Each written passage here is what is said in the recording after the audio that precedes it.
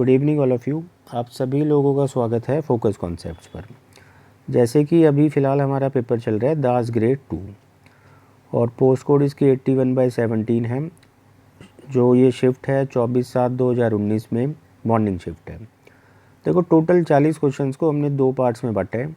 पहला पार्ट पहली वीडियो आप लोगों तक पहुंच चुकी है और आज रहेगा इसका सेकंड पार्ट, मतलब कि अरिथमेटिक एबिलिटी 2।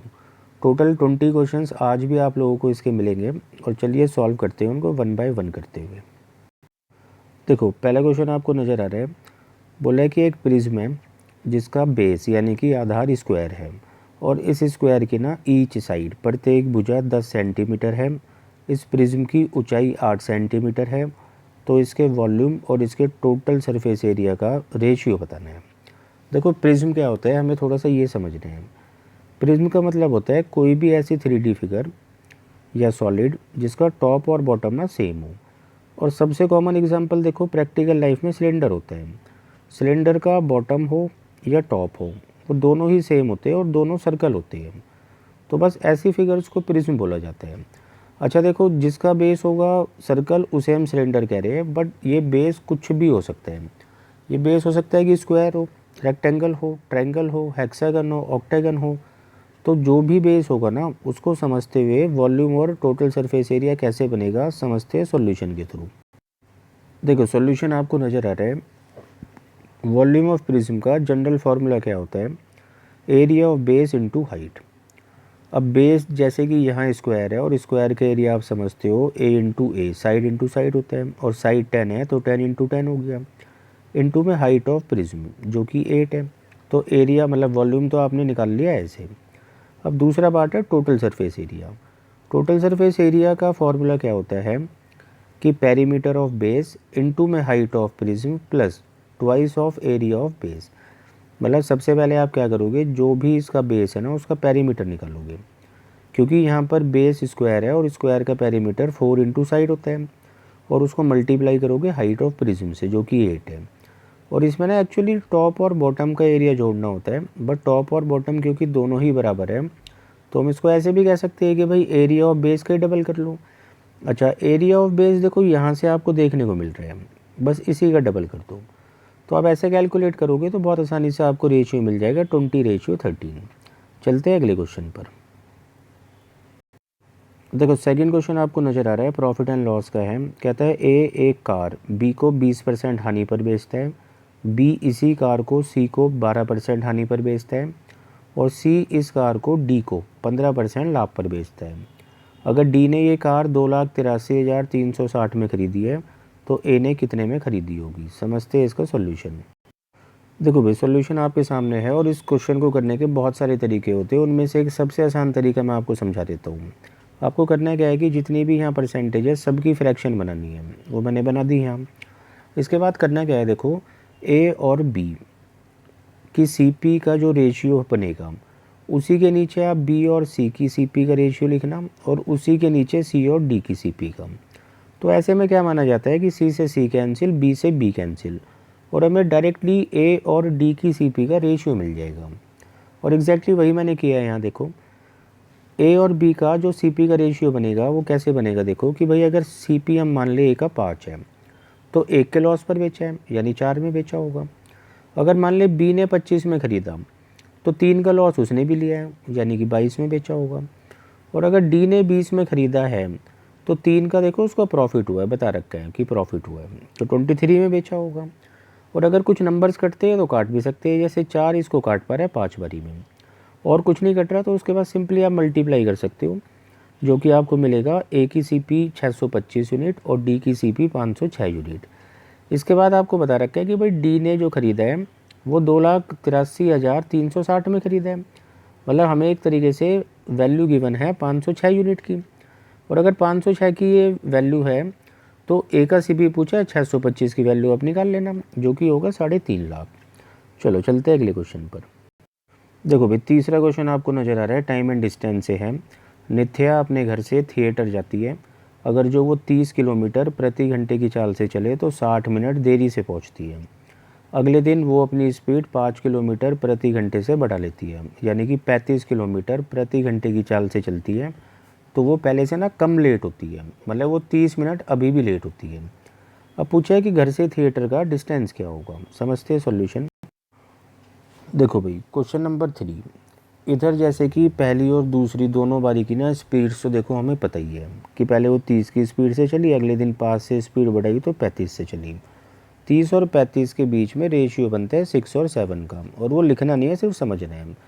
अब क्या होता है देखो कि डिस्टेंस जो है ना घर से लेके थिएटर तक का, वो तो हर बारी सेम ही होगा, और डिस्टेंस सेम होने पर स्पीड और टाइम एक दूसरे के इन्वर्स हो जाते हैं। मतलब जो रेशियो बन रहा है स्पीड का 6 और 7 का, तो उसको आप इन्वर्स कर दो। अब यहाँ से आपको पता चला कि भाई फर्स्ट टाइम में उसको अगर 7 यूनिट टाइम लग रहा है तो सेकंड टाइम में 6 यूनिट लगा होगा, और दोनों का डिफरेंस बन रहा है 1 यूनिट। बट इन दोनों का डिफरेंस ना 30 मिनट होगा। देखो एक बारी वो 60 मिनट लेट थी, एक बारी वो 30 मिनट लेट थी, तो दोनों का डिफरेंस बन रहा है 30।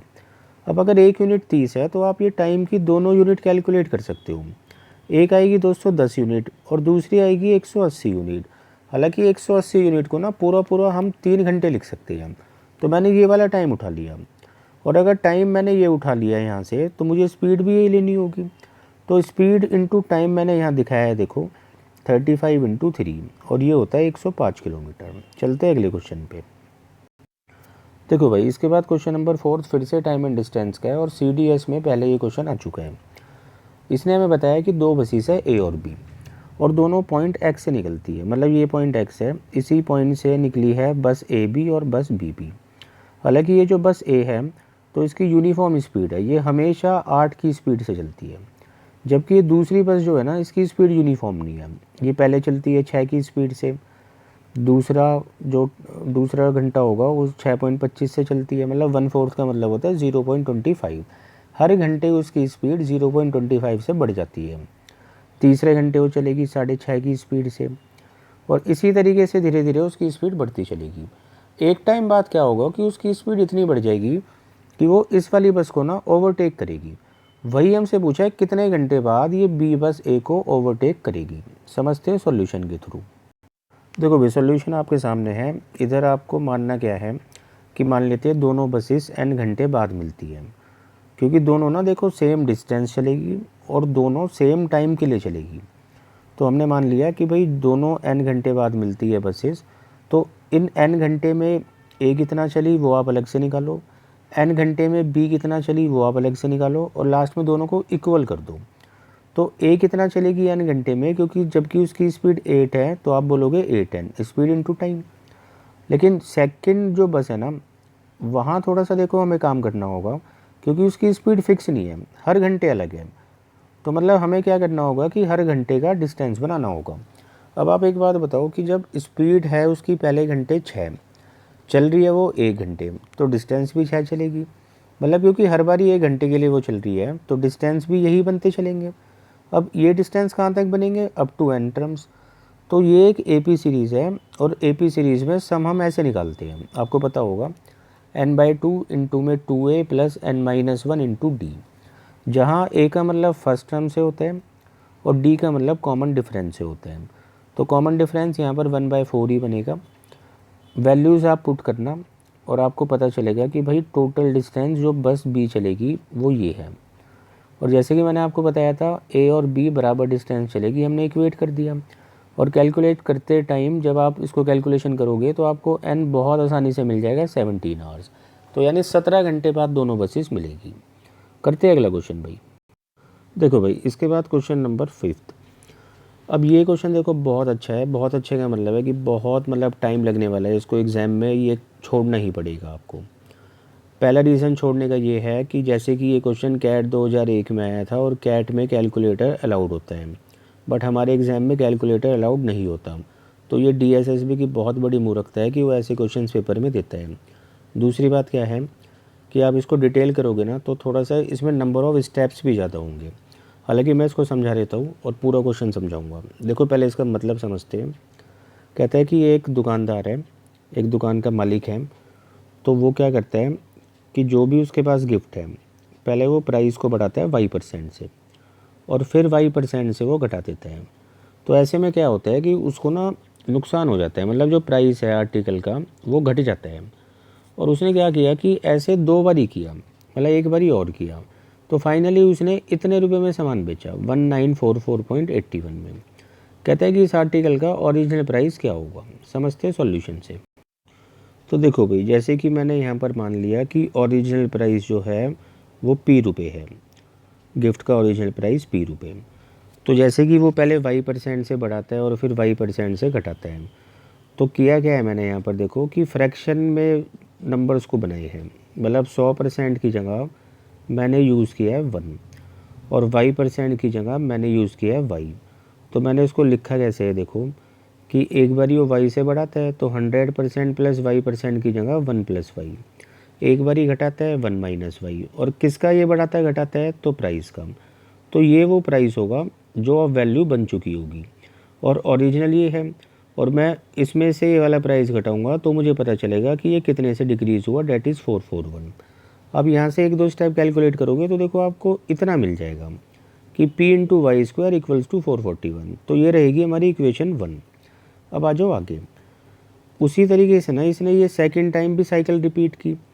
कहने का मतलब है जैसे हमने फर्स्ट साइकिल की थी कि p का 1 प्लस वाई और 1 माइनस वाई किया था, तो ये आपको 2 बार ही करना है और 2 बार ही करने के बाद ये सेलिंग प्राइस ही होगा और वो बता रखा है इतना। तो आपको करना क्या है कि आप देख पा रहे हो यहाँ से आइडेंटिटी मिल रही है 1 माइनस वाई स्क्वायर और 2 बार ही मिल रहा है, तो मैंने स्क्वायर लगा दिया। तो यहाँ से हमें ये मिली इक्वेशन नंबर 2। अब आपको क्या करना है कि सेकंड इक्वेशन को ना फर्स्ट इक्वेशन से डिवाइड करना है और डिवाइड करने पर देखो ऐसे नज़र आएगा हमें। जैसे सेकंड इक्वेशन ये है, ये फर्स्ट इक्वेशन है और ये इनकी वैल्यूज़ है। तो p से p कैंसिल आउट हुआ, उसके बाद 1 minus y square upon y square. हालांकि मैंने ये दोनों स्क्वायर हटा दिए और यहाँ अंडर रूट ले लिया। तो इसको कैलकुलेट करने पर आपको मिलेगा 1 minus y square upon y की वैल्यू जो कि 2.1 है। उसके बाद फिर यहाँ से बनेगी एक छोटी सी क्वाड्रेटिक इक्वेशन और वो क्वाड्रेटिक इक्वेशन होगी 10y square plus 21y minus 10। अब कैसे क्वाड्रेटिक इक्वेशन शॉर्ट में सॉल्व करते हैं, तो उसके लिए देखो हमें 2 ऐसे नंबर से सोचने हैं जिनको मल्टीप्लाई करने पर माइनस का 100 बना सके हम। मतलब इनको मल्टीप्लाई करना होता है और वो 2 नंबर्स ऐसे होने चाहिए कि उनको जोड़ने या घटाने पर 21 बने। तो ऐसे 2 नंबर ये होंगे भाई, प्लस का 25 माइनस का 4। ऐसे 2 नंबर सोचने के बाद आपको साइन चेंज करने हैं, यानी कि -25 और प्लस का 4। उसके बाद जो ये कोफिशिएंट है ना वाई स्क्वायर का, उससे डिवाइड करना होता है। तो डिवाइड करने पे आपको एक वैल्यू तो माइनस में मिलेगी, वो हो नहीं सकती। तो इसलिए y की वैल्यू 4/10 या फिर 2/5 है। अब इसी y की वैल्यू को जब आप इक्वेशन 1 में पुट करोगे तब जाकर आपको ओरिजिनल प्राइस पता चलेगा 2756.25। तो चलते हैं भाई अगले क्वेश्चन पे। देखो भाई इसके बाद क्वेश्चन नंबर 6। इस क्वेश्चन नंबर 6 में हमें बता रखा है कि एक सिलेंडर है, उसमें हमने बहुत सारे ना मार्बल्स डाले हैं, पत्थर डाले, गोल पत्थर, जिसकी शेप मानी जाएगी स्फेयर। अच्छा, वो जो सिलेंडर है जिसमें हम पत्थर डाल रहे हैं तो वो पहले से ही उसका कुछ हिस्सा पानी से भरा हुआ है, बट जब हम उसमें पत्थर डालेंगे ना तो वो लेवल उठेगा। तो वो लेवल 6.3 सेंटीमीटर से उठा है और हमें पत्थर का डायमीटर दे रखा है, सिलेंडर का डायमीटर दे रखा है और पूछा जा रहा है कि कितने पत्थर हमने इस सिलेंडर में डाले होंगे। सॉल्यूशन से समझते हैं। देखो भाई आपको डायग्राम बना के मैंने यहाँ समझाया है। ये सिचुएशन थी पत्थर डालने से पहले की, मतलब एक सिलेंडर था और यहाँ तक पानी था। फिर हमने क्या किया, कुछ पत्थर डाले। कितने पत्थर डाले नहीं पता, वो तो कैलकुलेट करने हैं, बट हमने मान लिया कि चलो n पत्थर से, और उनमें से कुछ पत्थर मैंने आपको बना के दिखाए हैं।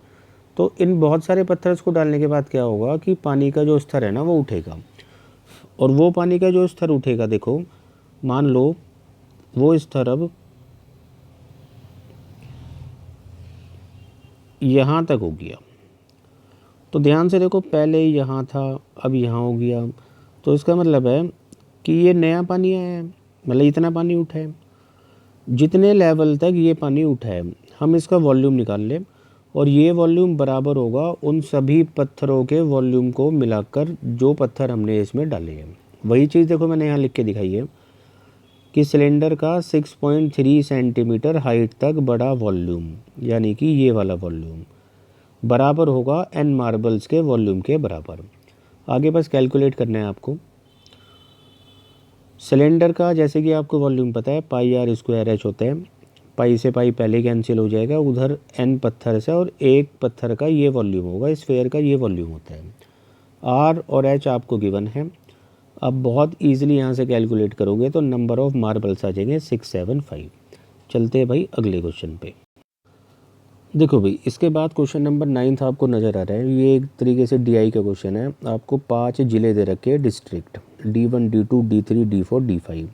ये पॉपुलेशन सभी जो आपको दिख रही है ये परसेंटेज में है, और ये BPL की है, गरीबी रेखा से नीचे। अगर आपको APL की पॉपुलेशन निकालनी है तो 100% में से आप सबको माइनस करते चलना, तो आपके पास परसेंटेज में ही APL की पॉपुलेशन भी आ जाएगी। उसके बाद BPL में एजुकेटेड और अनएजुकेटेड का ये रेशियो है, और APL में एजुकेटेड और अनएजुकेटेड का ये रेशियो है। अब जो क्वेश्चन हमसे पूछा जा रहा है उसको समझते हैं हम। इसने हमसे पूछा है कि जो एजुकेटेड पॉपुलेशन है BPL में, सॉरी APL में जो एजुकेटेड पॉपुलेशन है डिस्ट्रिक्ट D1 में, ये क्वेश्चन नंबर 9 है। इससे पहले एक और क्वेश्चन था इसका, ठीक है। ये 9 और 7 भाई दोनों एक जैसे क्वेश्चन है, तो 9 को पहले कर लेते हैं। हाँ, तो आगे इसने पूछा है कि अगर जो अनएजुकेटेड पॉपुलेशन पॉवर्टी लाइन से नीचे डिस्ट्रिक्ट D1 में 21 लाख है, तो बताओ उसी D1 में APL में एजुकेटेड पॉपुलेशन कितनी है। अच्छा, साथ साथ हम दोनों क्वेश्चंस को समझ लेंगे, तो यहाँ वाला क्वेश्चन भी समझ लेते हैं। देखो ये 7 क्वेश्चन भी बिल्कुल इसी पे बेस्ड था। यहाँ हमें D3 में पॉपुलेशन दे रखी है 19 लाख, और ये 19 लाख जो पॉपुलेशन है ये एजुकेटेड लोगों की है अबव पावर्टी लाइन, मतलब APL वालों की, और हमसे D3 की टोटल पॉपुलेशन पूछी जा रही है। तो एक एक करके देखो इनको समझते हैं सॉल्यूशन के थ्रू। देखो भाई इस DI पे 2 क्वेश्चन है, एक 9 और एक 7। तो 9 पहले हम कर रहे हैं। अब डिस्ट्रिक्ट D1 का जो पूरा फॉर्मेट है वो ये है कि हमें गिवन था BPL में 35% पॉपुलेशन है, तो आप 100% में से 35% घटाओगे तो APL की 65% होगी। अब BPL और APL में एजुकेटेड और अनएजुकेटेड का रेशियो इतना है, तो हम अगले स्टेप में क्या करेंगे, इन्हीं रेशियोज़ में इन परसेंटेज को बांटेंगे। फॉर एग्जांपल जैसे एजुकेटेड और अनएजुकेटेड मिलाकर यहाँ 11 यूनिट्स बना रही है कि BPL में 11 यूनिट्स हैं, लेकिन वो 11 यूनिट की वैल्यू 35% है, तो आपको 1 यूनिट की वैल्यू यहाँ से 35/11 मिलेगी, और इस 5 यूनिट की वैल्यू आपको 35 × 5/11 मिलेगी, और वैसे ही अनएजुकेटेड की इतनी मिलेगी। उसी तरीके से आपको बांटना है APL में, कि APL में 6 और 7 13 यूनिट, APL की पॉपुलेशन 13 यूनिट, बट वो परसेंटेज में है 65, यानी कि 5 टाइम्स। तो आप इनको 5 गुना कर दोगे, मतलब 1 यूनिट की वैल्यू 5 है, तो 6 यूनिट की इतनी और 7 की इतनी। अब इसके बाद हमें गिवन ये था कि ये जो पॉपुलेशन है ना अनएजुकेटेड की, जो कि आपको नज़र आ रहा है 6 × 35/11%, तो ये हमें गिवन थी कि 21 लाख है, और हमसे APL में इन्होंने पूछा है कि एजुकेटेड पीपल की क्या मतलब पॉपुलेशन होगी, तो इतने परसेंट की वैल्यू इतनी है। अगर मैं 1% निकालना चाहता हूँ तो इसको यहाँ लाकर पलट देना होगा, मतलब 11 ऊपर और 6 × 35 नीचे, तो ये 1% है। और मुझे निकालनी है 30% की वैल्यू, तो × 30 कर देना, तो 33 लाख इस तरीके से आंसर आ जाएगा। अच्छा, जैसे कि क्वेश्चन नंबर 7 भी था इसी पे बेस्ड, उसको भी समझते हैं। देखो क्वेश्चन नंबर 7, इधर बात हो रही थी डिस्ट्रिक्ट D3 की। तो D3 में भाई BPL में 24% हमें गिवन थी, 100 में से आप घटाओगे तो APL में 76% हो जाएगी। अब APL में जो एजुकेटेड और अनएजुकेटेड का रेशियो है वो इतना है, जो कि बना रहा है 5 यूनिट, तो हम कह सकते हैं कि 5 यूनिट बराबर 76 है। और एजुकेटेड की अगर हमें निकालनी है परसेंटेज, तो वो 2 यूनिट है, 2 यूनिट की वैल्यू 76 × 2/5% होगी, और दे हमें ये 19 लाख रखा है, और टोटल पॉपुलेशन हमसे पूछी जा रही है।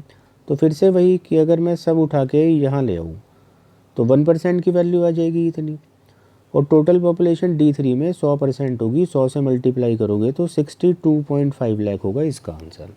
तो 2 क्वेश्चन थे भाई इस पे बेस्ड। चलते हैं अगले क्वेश्चन पर।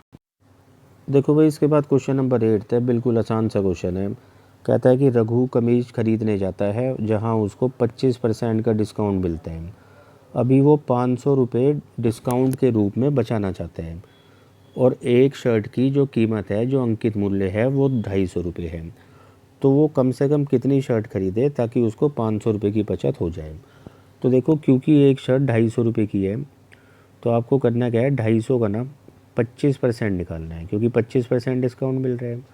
तो आप इसको कैलकुलेट करोगे तो यहाँ से आपको मिल जाएगा 62.5।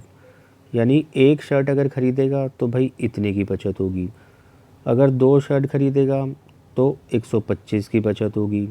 तो मतलब उसको 500 रुपये की बचत करनी है, तो आप सिंपली 500 को ना 62.5 से डिवाइड कर दो, तो आपको पता चलेगा कि भाई 8 शर्ट खरीदनी होगी, तब जाकर 500 की बचत हो पाएगी। तो आंसर होगा इसका 8। इसके बाद 9th हम कर चुके हैं। क्वेश्चन नंबर 10 समझते देखो। कहता है कि Ramu had invested the same amount of sums at simple as well as compound interest. The time period of both the sums was 2 years and the rate of interest was same 10% per annum. ठीक है, कहता है कि रामू ने जितना पैसा भाई simple interest पर निवेश किया, उतना ही पैसा बिल्कुल वो कंपाउंड इंटरेस्ट पे भी निवेश करते हैं, और दोनों को 2 साल के लिए निवेश किया है। ब्याज की दर दोनों जगह से 10% है। तो होता क्या है कि वो देखता है उसको दोनों जगह से जो जो ब्याज मिला, तो वो ब्याज का अंतर ना 1500 रुपये रहा। तो हमें बताना है कि उसने कितना पैसा इन्वेस्ट किया। अब देखो भाई, वैसे तो मैंने इसका सॉल्यूशन भी दिखा रखा है नीचे, बट मैं यहाँ खुद आपको बताना चाह रहा हूँ कि जो ये फॉर्मूला हम पढ़ते हैं x + y + xy/100, तो इसका काम होता है कि ये हमें 2 साल में ना इकट्ठा रेट बना कर देता है कंपाउंड इंटरेस्ट में। मतलब अगर यहाँ पर रेट 10% है और आप यहाँ x और y दोनों को 10-10 रखोगे, तो आपको पता चलेगा कि 2 साल में मिलाकर हमने इतना % ब्याज देना है। अच्छा, इसी में ना ये जो x + y है, ये होता है सिंपल इंटरेस्ट। मतलब 2 साल का ये पूरा का पूरा तो है CI, जबकि उन्हीं 2 साल में ये है SI। तो CI और SI के बीच में ना देखो ये अंतर बना नहीं बना, तो हम कह सकते हैं 2 वर्षों में जो अंतर बनता है वो XY/100% बनता है। x और y का मतलब रेट ऑफ इंटरेस्ट जो पहले साल और दूसरे साल था। यहाँ दोनों साल रेट जो है वो 10 और 10 है, तो यानी कि x भी 10 y भी 10 अपॉन 100। तो आप बोलोगे 2 वर्षों में ना परसेंटेज में अगर अंतर बनाना है तो वो 1 बनेगा। तो हमारे हिसाब से दोनों से जो डिफरेंस बनना चाहिए वो बनना चाहिए 1%। और 1% की वैल्यू जैसे कि हमें अंतर बता रखा है 1500 है, तो 1% अगर 1500 है तो देखो प्रिंसिपल तो 100% होता है। 100 से आप मल्टीप्लाई करोगे तो आपको आंसर मिलेगा 154 × 0। चलो भाई, इसके बाद करते हैं अगला क्वेश्चन। इसके बाद है देखो क्वेश्चन नंबर 11। मेंसुरेशन का क्वेश्चन है, समझते हैं सॉल्यूशन के थ्रू। उससे पहले इसका मतलब समझ लेते हैं। कहता है एक टंकी है और 8 मीटर लॉन्ग है और 5 मीटर वो वाइड है, मतलब लंबाई चौड़ाई उसकी दे रखी है। अब वो खाली टंकी है, अभी मान लो उसमें जो पानी आ रहा है वो आ रहा है एक पाइप के थ्रू। कहने का मतलब है देखो इस तरीके से, ये कोई टंकी है और पाइप के थ्रू पानी आ रहा है। इस पाइप का हमें बता रखा है ये जो बेस है ना, इसकी लंबाई और चौड़ाई वो है 5 सेंटीमीटर 3 सेंटीमीटर, और 3 घंटे 20 मिनट तक इसने पानी दिया इस टंकी को, और तब जाकर वो धीरे धीरे पानी बढ़ता गया और वो इतना पानी भर गया 3 घंटे 20 मिनट में, इतनी ऊंचाई तक, यानी 6.5 मीटर तक। तो हमसे ये पूछा जा रहा है कि किस स्पीड से ये पानी दे रहे हैं। अब देखो सॉल्यूशन के थ्रू समझते हैं। देखो भाई, बड़े ध्यान से पढ़ो। मैंने यहाँ पर बता ये रखा है कि जो टंकी का वॉल्यूम होगा, मतलब टंकी में जो भी पानी आएगा वो बिल्कुल उतना ही होगा जितना पाइप 3 घंटे 20 मिनट में देता है उसको। मतलब जितना पानी उससे बहेगा वो टंकी में आएगा, तो वॉल्यूम क्या होगा इन दोनों का बराबर। तो टंकी का वॉल्यूम निकालने के लिए L/B/H करना है। L और B गिवन थे और H भी गिवन था। अब इक्वल्स टू में आप करोगे वॉल्यूम ऑफ वाटर फ्लोन के, तो देखो इतना जो मैंने लिखा है ना, ये 1 घंटे का वॉल्यूम है। मतलब आप कह सकते हो कि 1 घंटे में इतना पानी फ़्लो होता है। उसके लिए क्या करना है आपको, तो ये इसकी डायमेंशंस है और इसको n से मल्टीप्लाई किया है। n का मतलब होता है यहाँ पर हाइट से, 1 घंटे की हाइट, और मल्टीप्लाई करने पे ये बनता है 1 घंटे का वॉल्यूम। और इतना वॉल्यूम 1 घंटे का है तो 3 घंटे 20 मिनट में इतना है होगा। तो सिंपली जब हम यहाँ से सॉल्व करेंगे, मीटर सेंटीमीटर का ध्यान रखना, यूनिट चेंज करते चलना, तो उसके बाद हमें यहाँ से n की वैल्यू मिलेगी 26,000 मीटर पर आवर, क्योंकि हमने सभी यूनिट्स को मीटर में रखा था, तो इसलिए 26,000 मीटर पर आवर। और जैसे कि आप समझते हो 26,000 में 26 किलोमीटर होते हैं, तो हम कह सकते हैं n की स्पीड होगी 26 किलोमीटर पर आवर। चलते हैं भाई अगले क्वेश्चन पे। देखो इसके बाद आपको क्वेश्चन नंबर 12 मिल रहा है, टाइम एंड वर्क का क्वेश्चन है, और ये एक रिजल्ट बेस्ड क्वेश्चन है। जैसे इसने बोला है कि ये जो पाइप ए है, ये दोनों की तुलना में, ए और बी की तुलना में 25 घंटे ज़्यादा टाइम लेता है भरने में। उसी तरीके से दोनों की तुलना में अगर हम बी का टाइम देखें तो वो 9 घंटे अधिक है। तो ऐसे में क्या करना होता है कि अगर हम निकालना चाहते हैं दोनों मिलकर कितना टाइम ले रहे हैं, मान लो वो एक्स ले रहे हैं, तो ये एक्स बराबर होता है अंडर रूट में एक्स्ट्रा टाइम का मल्टीप्लिकेशन। एक्स्ट्रा टाइम का मतलब दोनों के कंपैरिजन में किसने कितना ज़्यादा टाइम लिया। तो पहले वाले पाइप ने 25 ज़्यादा ले रखा है टाइम, और दूसरे वाले ने 9 ले रखा है। तो x की जो वैल्यू होगी ना, वो होगी 5 इंटू 3 अंडर रूट जब आप करोगे, तो 15 घंटे इस क्वेश्चन का आंसर होगा। चलते हैं अगले क्वेश्चन पर। देखो इसके बाद है क्वेश्चन नंबर 13। देखो क्वेश्चन ने क्या बताया है कि एक बोट है और शांत जल में उसकी स्पीड 20 किलोमीटर पर आवर है। इसका मतलब हुआ कि ये बोट की ना अपनी स्पीड है 20 किलोमीटर पर आवर। कहता है कि यही बोट अगर 24 किलोमीटर जाए अप स्ट्रीम में और वापस लौटे डाउन स्ट्रीम में, तो टोटल 2.5 घंटे लगते हैं। तो अप स्ट्रीम का मतलब क्या होता है कि अगेंस्ट दी वाटर, मतलब जब पानी सामने की ओर से आएगा। अगर पानी की स्पीड w है तो यहाँ बोट b माइनस डब्ल्यू से चलेगी, और जब वापस ये बोट आएगी तो पानी की दिशा में होगी, मतलब पानी उसकी स्पीड बढ़ाएगा। और टोटल आने जाने में जो टाइम लगेगा, देखो ये डिस्टेंस लिखा है मैंने ऊपर, ये स्पीड, तो डिस्टेंस बाय स्पीड टाइम बताती है। तो ये दोनों टाइम मिलाकर ना 2.5 घंटे है, 2.5 घंटे। और b की वैल्यू हमें दे रखी है, जो ये b है इसकी वैल्यू अपने पास है कितनी, 20। तो अगर हम दोनों b को हटा दें और इनकी जगह पर 20 लिख दें, तो अब हमें w की वैल्यू पूछी जा रही है। तो देखो वैसे तो इसको डिटेल भी सॉल्व कर सकते हैं, क्वाड्रेटिक बनती है, बट आप करोगे क्या, यहाँ पर वैल्यू पुट करोगे। जैसे पहला भी ऑप्शन में आपको पुट करके दिखा देता हूँ, 4। अगर आप w की जगह 4 रखते हो तो देखो 20 में से 4 गया 16, और 16 जो है ना वो 24 को जब डिवाइड करेगा तो 1.5 घंटा बन जाएगा। और यहाँ 20 + 4 24 से 24 डिवाइड होगा तो 1 घंटा बनेगा, और दोनों को जोड़ने से देखो 2.5 घंटे ही बनने चाहिए और बन गए। तो इसका मतलब आंसर होगा 4 किलोमीटर पर आवर। समझते हैं भाई अगला क्वेश्चन। देखो क्वेश्चन नंबर 14 बहुत अच्छा था क्वेश्चन इस पेपर का। क्या बताया है इसमें कि एक शॉपकीपर, एक मर्चेंट क्या करता है कि कुछ वस्तुएं खरीदता है, और वो वस्तुएं 45 रुपये प्रति वस्तु की दर से खरीदता है। होता क्या है कि वो पहली वस्तु को तो बेचता है 3 रुपये में, दूसरी वस्तु को बेचता है 6 रुपये में, तीसरी वस्तु को 9 रुपये में, और इसी तरीके से वो वस्तुओं को बेचता चलता है। अब वो कमाना चाहता है कुल मिलाकर 30% लाभ। कुल 30% का मतलब है कि टोटल जो भी सीपी बनेगा कुछ वस्तुओं का, तो उन्हीं वस्तुओं का 30% वो, मतलब उन्हीं क्रय मूल्य का 30% लाभ वो कमाना चाहता है। तो कम से कम भाई वो कितनी वस्तुएं बेचे। तो देखो करना क्या होगा, यहाँ पर सॉल्यूशन के थ्रू समझते हैं। देखो भाई जैसे कि प्रति वस्तु का क्रय मूल्य 45 रुपये है और वो 30% कमाना चाहता है, तो यहाँ पर ना विक्रय मूल्य असल में औसत विक्रय मूल्य बनेगा।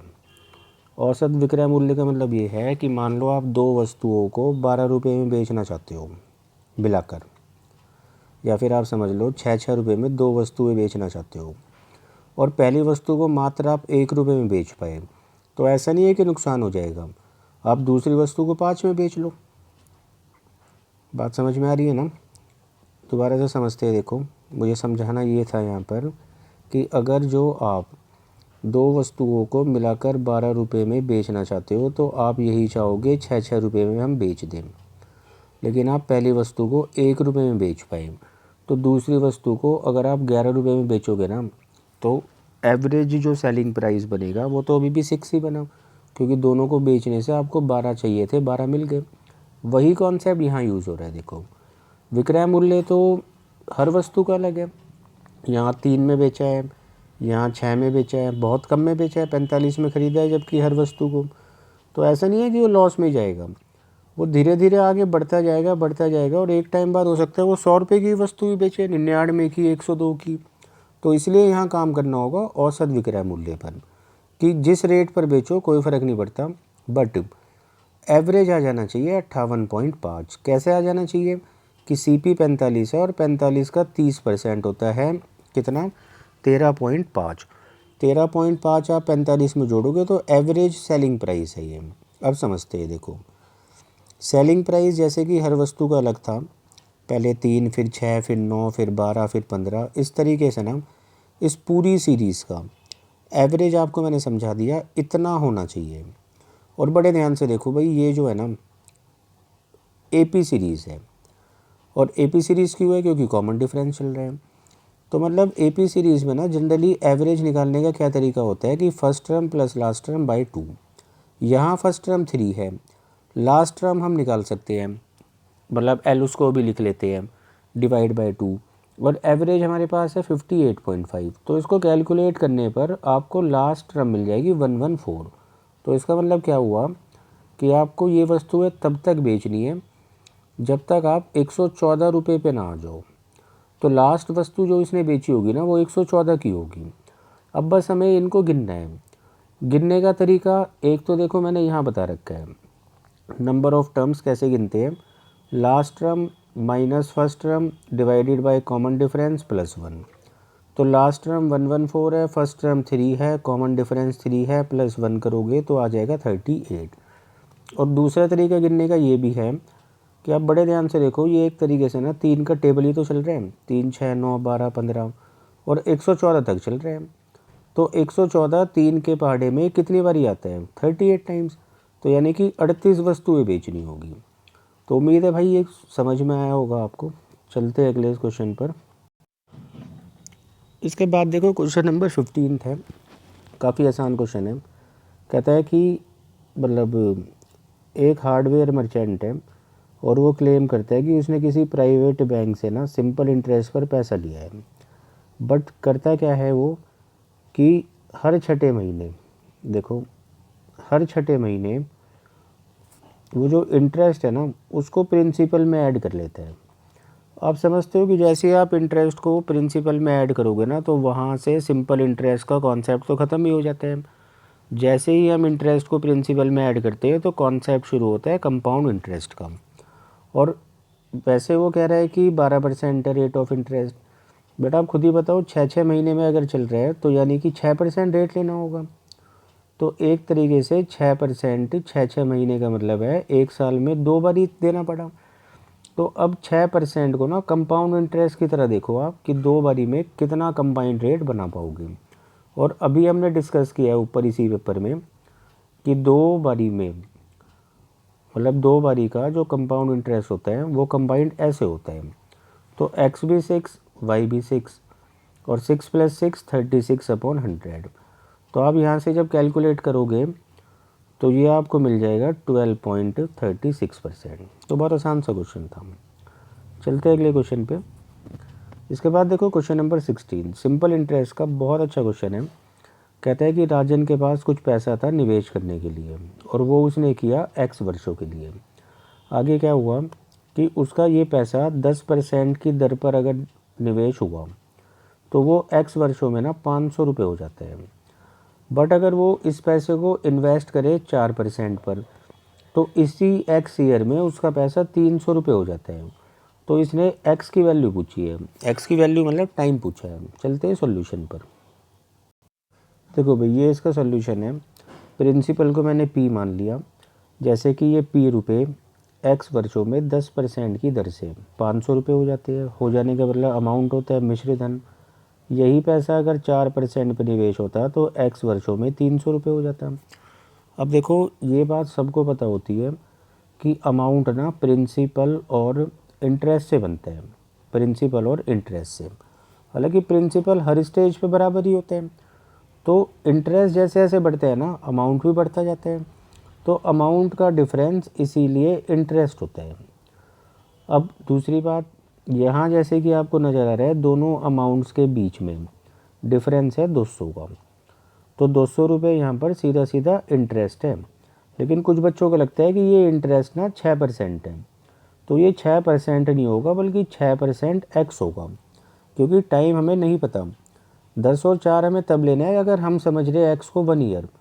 अगर एक्स मान लो 2 ईयर्स हुआ तो 20% और 8% बनेगा, यानी ये डिफरेंस 12 हो जाएगा। अगर जो टाइम 3 हुआ तो ये 30 और ये 12 बन जाएगा, फिर डिफरेंस 18 होगा। तो वो कुछ भी एक्स हो सकता है, तो इसलिए हमें नहीं पता, तो हमने एक्स को साथ रखा। तो डिफरेंस 6% तो बनेगा लेकिन एक्स वर्षों तक। तो इसलिए 6% एक्स की वैल्यू अगर 200 है तो 1% एक्स आप समझ रहे हो, बस सिंपली 6 को नीचे ले आए। और 1% एक्स की वैल्यू अगर इतना होगी तो किसी भी एक कंडीशन को आपको कैलकुलेट करना है। मैंने कैलकुलेट करा 10% एक्स को, मतलब पहली वाली कंडीशन को। तो यहाँ से मैंने 10% एक्स की वैल्यू निकाल ली। अच्छा 10% एक्स की वैल्यू क्या आई, 1000/3। तो पहली कंडीशन में जहाँ पर पैसा 500 रुपये हो जाता है तो उसमें ना ब्याज हमें पता चल गया कि 1000/3 है।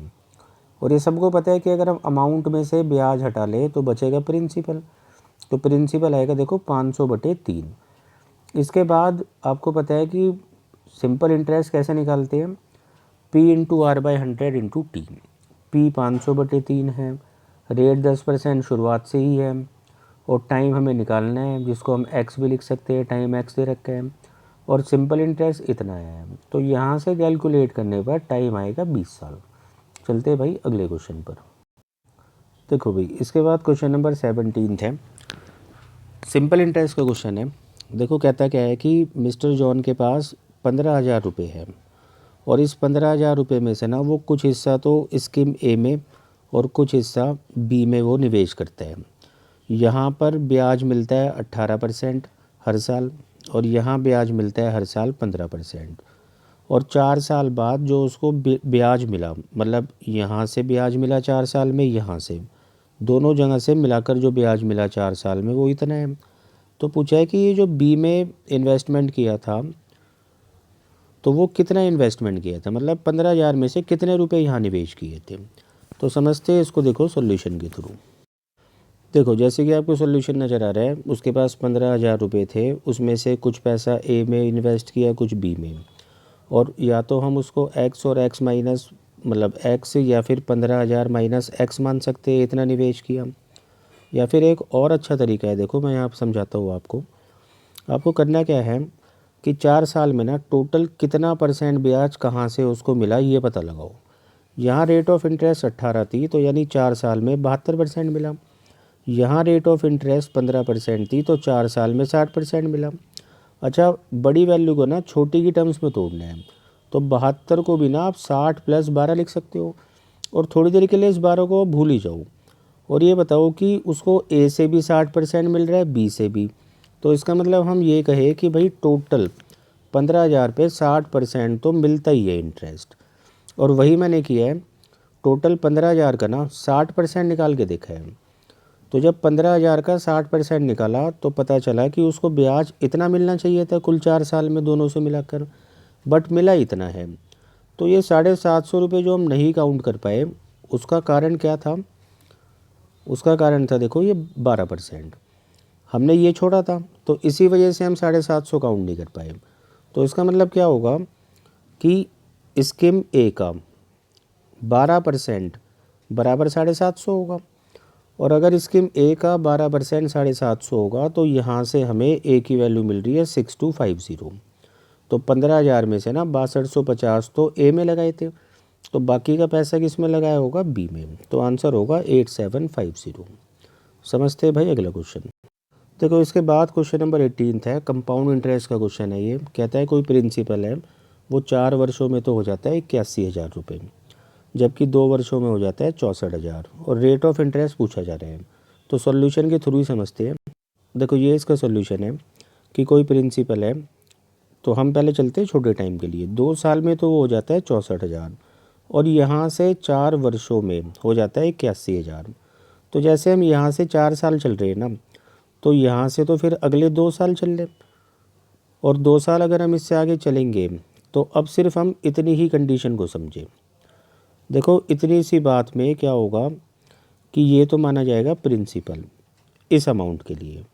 तो हम ऐसा कह सकते हैं इन 2 वर्षों में कोई 64,000 रुपये 81,000 रुपये बन गए। फिर यहाँ से क्या किया मैंने, प्रिंसिपल और अमाउंट का इन दोनों का रेशियो बनाया, जो कि 64 और 81 बना, और दोनों का डिफरेंस किया। तो हम कह सकते हैं 2 साल में ना हमें 17 यूनिट ब्याज मिल रहे हैं, जबकि ब्याज का दर का मतलब होता है प्रत्येक वर्ष की। तो एक वर्ष में कितना ब्याज मिलेगा उसके लिए हमें इन्हीं नंबर्स का ना अंडर रूट कर देना है। अगर मान लो टाइम होता 3 साल तो हम क्यूब रूट कर देते, अगर टाइम होता 4 साल तो हम फोर्थ रूट कर देते। तो उम्मीद है ये बात आप समझ रहे होंगे अंडर रूट क्यों किया। अंडर रूट करने के बाद रेशियो में मिला 8 और 9, तो इसका मतलब है प्रत्येक वर्ष 8 से ना 9 हो जाता है पैसा, यानी 1 रुपये ब्याज मिलता है। और ब्याज किस पर मिलता है, प्रिंसिपल पर। तो 1/8 इंटू 100 डेट इज़ 12.5%, ये ब्याज की दर होगी। चलते हैं अगले क्वेश्चन पर। देखो इसके बाद क्वेश्चन नंबर 19, यहाँ में बता रखा है कि अगर हम ऑनलाइन पेमेंट करें तो 12% हमें मिलता है, और अगर हम क्रेडिट कार्ड से करें तो 5% और मिलता है। तो कहने का मतलब है 12% जो ऑफ मतलब डिस्काउंट हमें मिल रहा है, तो एडिशनल डिस्काउंट 5% का मतलब होगा सक्सेसिव डिस्काउंट। और 2 सक्सेसिव डिस्काउंट्स को हैंडल करने के लिए या तो फार्मूला होता है x + y - xy/100, या फिर हम इसको कर सकते हैं रेशियो वाले मेथड से, और वही मैंने सॉल्यूशन में करके दिखाया है। उसके अलावा यहाँ पर हमें बता रखा है कि कमलेश ने जो आर्टिकल ख़रीदा है ना, मतलब उसका मार्केट प्राइस 12,500 रुपये है। तो बोलो उसने कितने पैसे उसके दिए, मतलब कितने पैसे चुकाए आफ्टर डिस्काउंट। समझते हैं सॉल्यूशन के थ्रू। देखो भाई रेशियो मेथड में क्या करना होता है कि जैसे 12% डिस्काउंट का मतलब फ्रैक्शन में 3/25 होगा, कि अगर 25 जो प्राइस है लिखा हुआ तो 3 का डिस्काउंट मिल जाएगा, यानी 22 मिल जाएगा। और फिर से एक 5% का डिस्काउंट मिला है, तो इसका मतलब है कि अगर जो अभी प्राइस 20 और बचा तो 1 का डिस्काउंट और मिलके 19 बचा। अब इन दोनों को मल्टीप्लाई करें तो पता चलता है मार्केट प्राइस कितने यूनिट होगी। इन दोनों को मल्टीप्लाई करें तो सेलिंग प्राइस। अभी मैंने इससे पहले भी आपको बताया था, ये कंबाइंड करने का एक तरीका होता है। छोटा करना चाहो कर सकते हो, इन दोनों को छोटा किया जा सकता था, बट देखो ये बहुत छोटी चीज़ है, अगर आप नहीं भी कर रहे तो भी चलेगा। क्योंकि मार्केट प्राइस जैसे कि 500 यूनिट हमारा आ रहा है ना, तो ये वैल्यू हमें गिवन है, 500 यूनिट की जो वैल्यू हमें गिवन है वो गिवन है देखो 12,500, और सेलिंग प्राइस हमसे पूछा है, यानी कि 418 यूनिट की वैल्यू पूछी है। तो 12,500 को अगर आप 500 से डिवाइड कर रहे हो तो 1 यूनिट आ जाएगा, और 418 से मल्टीप्लाई करते हो तो ये सेलिंग प्राइस आ जाएगा। चलते हैं भाई लास्ट क्वेश्चन पर। देखो भाई इसके बाद बिल्कुल लास्ट क्वेश्चन है इस पेपर का। कहता है कि एक तो पाइप ए है जो कि 16 घंटे में भर सकता है किसी टंकी को, और दूसरा भर सकता है 10 घंटे में। कहता है कि ए को पहले खोला गया और उसके कितने घंटे बाद बी को खोलना होगा ताकि ये टंकी 8 घंटे में भरी जा सके। तो सॉल्यूशन के थ्रू समझते हैं। देखो भाई ये इसका सॉल्यूशन है। जैसे कि टंकी ए और बी 16 और 10 घंटे में टंकी भर सकती है, मतलब 2 पाइप ए और बी।